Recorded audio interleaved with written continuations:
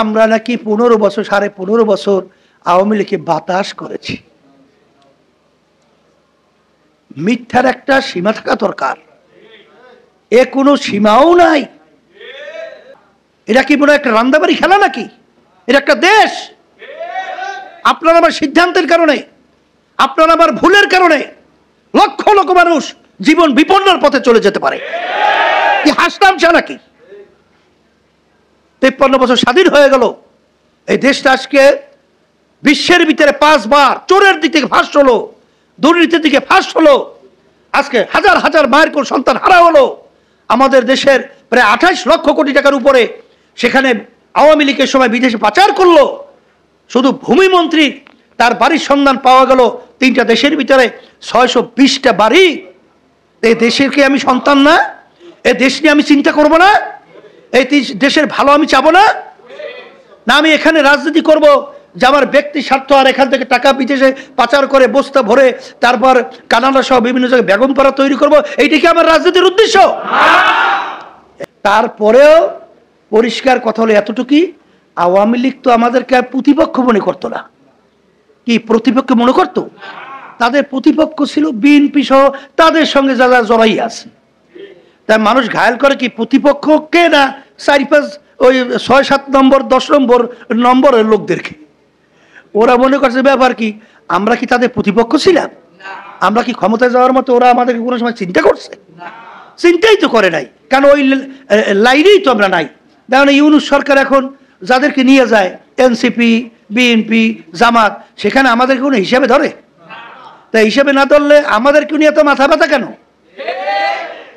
আমরা দেশের পক্ষে, ইসলামের পক্ষে, ইসলামের কল্যাণের পক্ষে আমরা কথা বলতেই থাকবো। এখন আমাদের বিরুদ্ধে বিভিন্ন ষড়যন্ত্র শুরু হয়েছে। করেন, যদি দেশ ভালো হয় আমাদের তো কোনো দুঃখ নাই, কিন্তু আমরা যেটা ভালো মনে করছি বলতেই থাকবো। এই জন্য আপনারা জানেন ঐক্যমত্য কমিশনে সেখানে এই পিআর পদ্ধতির নির্বাচনের ব্যাপারে আমরা বারবার বলেছি যে আপনারা এটা আলোচনার টেবিলে নিয়ে আসেন, কিন্তু যারা ওখানে দায়িত্ব পালন করেছে তারা এটা নিয়ে আসে নাই। এমনকি আমরা আমাদের পক্ষ থেকে চিঠি দিয়েছি, চিঠির কোনো মূল্যায়ন করে নাই, বরঞ্চ তারা এইটাকে মূল্যায়ন না করে আমাদেরকে বাধ্য করে রাস্তায় নামিয়েছে আওয়াজ তোলার জন্য। আওয়াজ তুলতেছি। আমাদেরকে কেউ সমালোচনা করে দেশকে ধ্বংস করার এই পথে কেউ যায়েন না। এরা কোথার থেকে আসলো? 15 বছর পর্যন্ত আওয়ামী লীগকে পাখা দিয়ে বাতাস করছে। এরপরে আমাদের বিরুদ্ধে আবার কি শুরু হলো যে এরা কি একটা পিআর খায় না মাথায় দেয়, এইটা আবার দাবি করছে। আবার এরা এই জুলাই সনদ এইটা আবার আইনি স্বীকৃতি চাচ্ছে। এখন দেশকে অশান্তি করে নির্বাচনকে পিছিয়ে দেওয়ার ষড়যন্ত্র করছে। কি মাঠে কথা আছে না? আজকে দুঃখ হয়, দুঃখ হয় এর জন্যে ইসলামী আন্দোলন বাংলাদেশ প্রতিষ্ঠিত হয়েছে 1987 সালে। অদ্যাবধি পর্যন্ত আমাদের একজন এমপিও কিন্তু সংসদে যায় নাই। এর অর্থ এটা না যে আমাদের যাওয়ার সুযোগ ছিল না, আমাদের কিন্তু বহু সুযোগ ছিল। আওয়ামী লীগও কিন্তু আমাদেরকে বহু অফার দিয়েছিল, এই ক্ষমতার অংশীদার হওয়ার ব্যাপারে প্রস্তাব রেখেছিল। বিএনপিও কিন্তু দিছিল, জাতীয় পার্টি সহ অন্য আদার্স তারাও কিন্তু দিয়েছে। কিন্তু আসলে ইসলামী আন্দোলন বাংলাদেশ আমরা রাজনীতি করি, আমাদের লক্ষ্য উদ্দেশ্য হলো এই দেশটাকে একটা কল্যাণ রাষ্ট্র তৈরি করা। আর এই কল্যাণ রাষ্ট্র তৈরি হওয়ার নীতি আদর্শ হলো ইসলাম। এই জন্য আমি সকল গুজার আহ্বান জানাবো, আমাদেরকে এই কথা বলে যদি দেশ সুন্দর হয় আমাদের কোনো দুঃখ নেই।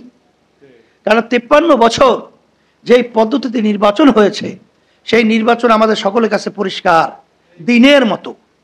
সেই নির্বাচন আপনারা দেখেছেন, দিনের ভোট রাতে বাক্স ঢুকায় না অবাস্তব?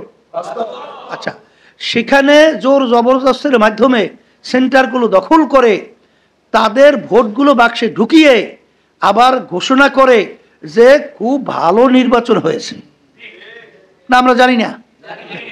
এরপরে এই পদ্ধতির নির্বাচনের মাধ্যমে বহুত মা সন্তানকে হারিয়েছে, অনেক মানুষ জীবনের তরে পঙ্গু হয়েছে, ভোটাররা তাদের ভোট নির্বিঘ্নে দিতে পারে নাই। এখন আমরা 53 বছর পর্যন্ত যে পদ্ধতি দেখেছি আমরা তো সংস্কারের কথা বলেছি, সবাই সংস্কার চায়, তাই মৌলিক সংস্কারের ভিতরে উল্লেখযোগ্য একটা মৌলিক সংস্কার হলো নির্বাচন পদ্ধতি।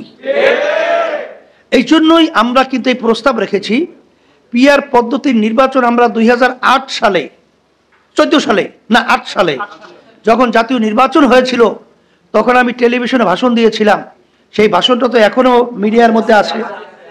তখনই কিন্তু আমরা পরিষ্কারভাবে এই পিআরের কথা বলেছি। এর জন্যে এই মারামারি, এই কাটাকাটি, এই হিংসাত্মক যে আচরণগুলো এবং সেন্টার দখল করে বাক্স তাদের পক্ষে ভরে নেওয়া, গুন্ডামি তাণ্ডব, কালো টাকার দৌরাত্ম্য, আর সাথে সাথে একটা কথা মনে রাখা, এখন আমি এই দেশের সন্তান, আমি এই দেশের নাগরিক।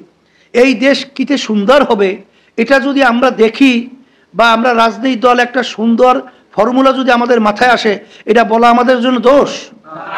আচ্ছা বলেন তো, দোষ? তারপরে আমরা বলছি যে আপনারা এটা মানেন না। কারা মানেন না? তারাই যারা ব্যক্তি স্বার্থ, দলের স্বার্থকে অগ্রাধিকার দেন, তারাই কিন্তু এই পদ্ধতি মানতে চায় না। কারণ হলো, এখন যে গতানুগতিক যে নির্বাচন ধারাটা আছে, এই নির্বাচন পদ্ধতিতে 30-35% যদি ভোট পেয়ে যায়, তখনই তারা সরকার গঠন করে ফেলে। আর বাহিরের থাকলো কত 60-65% মানুষ, তাদের মতামতের কোনো মূল্যায়নই হয় না। তখন রাস্তার ভিতরে অরাজকতা, হরতাল, অবরোধ, ভাঙচুর, জ্বালাও পোড়াও, দেশটা অশান্তির ভিতরে চলতে থাকে। আর যখন পিআর পদ্ধতি নির্বাচন, প্রতিটা ভোটারের মূল্যায়ন হবে, প্রতিটা ভোটারের ভোট পচবে না। এরপরে আপনারা জানেন যে এই পিআর পদ্ধতির নির্বাচনের মাধ্যমে সব দলের প্রতিনিধি তখন সংসদে যাওয়ার সুযোগ থাকে। যখন সুযোগ থাকবে, সব দলের লোক যখন সংসদে আছে, তখন আবার আন্দোলন সংগ্রাম রাস্তায় করবে কারা? তাদের তো প্রতিনিধি আছেই, তারা তখন কথা বলছে, কথা বলার সুযোগ পেয়েছে। তাহলে সেখানে তো তাদের হরতাল, অবরোধ, এখানে তো রাস্তায় আর কোনো প্রয়োজন হয় না। এই জন্য এই পিআর পদ্ধতির মাধ্যমে আমরা দেখেছি বিগত দিনে যে সরকারগুলো গঠন করেছে, যখন তারা এককভাবে সিদ্ধান্ত নেওয়ার পাওয়ার পেয়ে যায়, এরপরে সংবিধান পরিবর্তন করার যখন তারা ম্যান্ডেট পেয়ে যায়, তখন তারা কিন্তু অন্য যত এমপি থাকুক সংসদে, তাদের কথার কোনো মূল্যায়ন থাকে না, বিরোধী দলের কথার কোনো মূল্যায়ন থাকে না। ওরা যা কয় বলুক, রাত্র দিনের দিন ওই পাশে থাকুক, আমরা যা বলছি পাশ করার তো সংবিধানে নিয়মই আছে, আমরা আমাদের পাশ করে নিলাম। তখন দেশ সুন্দর চলে? আর এই পিআর পদ্ধতির নির্বাচনের মাধ্যমে এককভাবে সরকার গঠন করা বা এককভাবে ক্ষমতায় যাওয়ার সুযোগটা কম থাকে। এরপরে এই পিআর পদ্ধতির মাধ্যমে ফ্যাসিস্ট চরিত্র তৈরি হওয়ার প্রবণতা বন্ধ থাকে। এই জন্য আমরা পিআর পদ্ধতি দাবি করেছি। এখন আমাদের বিরুদ্ধে বিভিন্ন ষড়যন্ত্র শুরু হয়েছে। করেন, যদি দেশ ভালো হয় আমাদের তো কোনো দুঃখ নাই, কিন্তু আমরা যেটা ভালো মনে করছি বলতেই থাকবো। এই জন্য আপনারা জানেন ঐক্যমত্য কমিশনে, সেখানে এই পিআর পদ্ধতির নির্বাচনের ব্যাপারে আমরা বারবার বলেছি যে আপনারা এটা আলোচনার টেবিলে নিয়ে আসেন, কিন্তু যারা ওখানে দায়িত্ব পালন করেছে তারা এটা নিয়ে আসে নাই। এমনকি আমরা আমাদের পক্ষ থেকে চিঠি দিয়েছি, চিঠির কোনো মূল্যায়ন করে নাই, বরঞ্চ তারা এইটাকে মূল্যায়ন না করে আমাদেরকে বাধ্য করে রাস্তায় নামিয়েছে আওয়াজ তোলার জন্য। আওয়াজ তুলতেছি। এটা কি মনে একটা রান্দাবাড়ি খেলা নাকি? এটা একটা দেশ। আপনার আমার সিদ্ধান্তের কারণে, আপনার আমার ভুলের কারণে লক্ষ লক্ষ মানুষ জীবন বিপন্নের পথে চলে যেতে পারে। কি হাসতামশা নাকি? 53 বছর স্বাধীন হয়ে গেল, এই দেশটা আজকে বিশ্বের ভিতরে 5 বার চোরের দিক থেকে ফাঁস হলো, দুর্নীতির দিকে ফাঁস হলো, আজকে হাজার হাজার মায়ের কোন সন্তান হারা হলো। আমাদের দেশের প্রায় 28 লক্ষ কোটি টাকার উপরে সেখানে আওয়ামী লীগের সময় বিদেশে পাচার করলো। শুধু ভূমিমন্ত্রী তার বাড়ির সন্ধান পাওয়া গেল 3টা দেশের ভিতরে 620টা বাড়ি। এই দেশের কি আমি সন্তান না? এই দেশ নিয়ে আমি চিন্তা করব না? এই দেশের ভালো আমি চাবো না? না আমি এখানে রাজনীতি করব যে আমার ব্যক্তি স্বার্থ, আর এখান থেকে টাকা বিদেশে পাচার করে বস্তা ভরে তারপর কানাডা সহ বিভিন্ন জায়গায় বেগমপাড়া তৈরি করব? এইটা কি আমার রাজনীতির উদ্দেশ্য? এইটা পরিবর্তনের জন্যই আমরা আলোচনা করছি। তখন আমাদের বিরুদ্ধে বিভিন্ন ধরনের মিথ্যাকে সত্য এরকম বানিয়ে, সত্যকে মিথ্যা বানিয়ে তারপর আমরা নাকি 15 বছর 15.5 বছর আওয়ামী লীগকে বাতাস করেছি। মিথ্যার একটা সীমা থাকা দরকার, এ কোনো সীমাও নাই। বরঞ্চ আপনারা জানেন যে আমাদের বিরুদ্ধে আওয়ামী লীগের যে তাণ্ডব, বিভিন্ন সময় ইতিহাস পড়ে দেখেন যে আমাদের প্রোগ্রামগুলো সারা দেশে প্রায় বন্ধ করে দিয়েছিল না, বিভিন্ন জায়গায় দেয় নাই। এমনকি চরমোনাইতে ইউনিয়ন নির্বাচনে সেখানে এই আওয়ামী লীগ ওরা নিজেরা নিজের অফিস ভেঙ্গে আমাদের বিরুদ্ধে তারপর কেস দেয় নাই, কেস এখনো ওঠে নাই, এখনো চলছে। এইবার বরিশালের তাণ্ডব তো জানেনি, এইবার সারা দেশের ভিতরে কি অবস্থা এটা তো সবই জানেন। তারপরেও পরিষ্কার কথা হলো এতটুকুই, আওয়ামী লীগ তো আমাদেরকে আর প্রতিপক্ষ মনে করতো না। কি প্রতিপক্ষ মনে করতো? তাদের প্রতিপক্ষ ছিল বিএনপি সহ তাদের সঙ্গে যারা জড়াই আছে। তাই মানুষ ঘায়াল করে কি প্রতিপক্ষকে না 4-5 ওই 6-7 নম্বর 10 নম্বরের লোকদেরকে। ওরা মনে করছে ব্যাপার কি আমরা কি তাদের প্রতিপক্ষ ছিলাম? আমরা কি ক্ষমতায় যাওয়ার মতো ওরা আমাদেরকে কোনো সময় চিন্তা করছে? চিন্তাই তো করে নাই, কারণ ওই লাইনেই তো আমরা নাই। দেখুন ইউনূস সরকার এখন যাদেরকে নিয়ে যায় এনসিপি, বিএনপি, জামাত, সেখানে আমাদেরকে কোনো হিসাবে ধরে? তাই হিসাবে না ধরলে আমাদেরকে নিয়ে এত মাথা ব্যথা কেন? আমরা দেশের পক্ষে, ইসলামের পক্ষে, ইসলামের কল্যাণের পক্ষে আমরা কথা বলতেই থাকবো।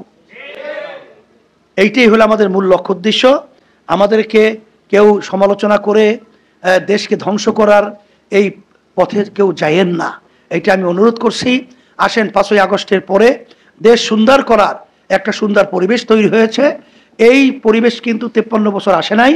আর মানুষ কিন্তু বিএনপি, আওয়ামী লীগ, জাতীয় পার্টি সহ তাদের দেশ পরিচালনা দেখেছে। নতুনভাবে তারা দেশে আসার পরে আবার আমাদের জন্য কি মধু দিবে এই সিগন্যাল কিন্তু 5ই আগস্টের পরে সব দেওয়া শেষ। নতুনভাবে আর কোনো সিগন্যাল নাই, আর নতুনভাবে কিছু দেওয়ারও কিছু নাই।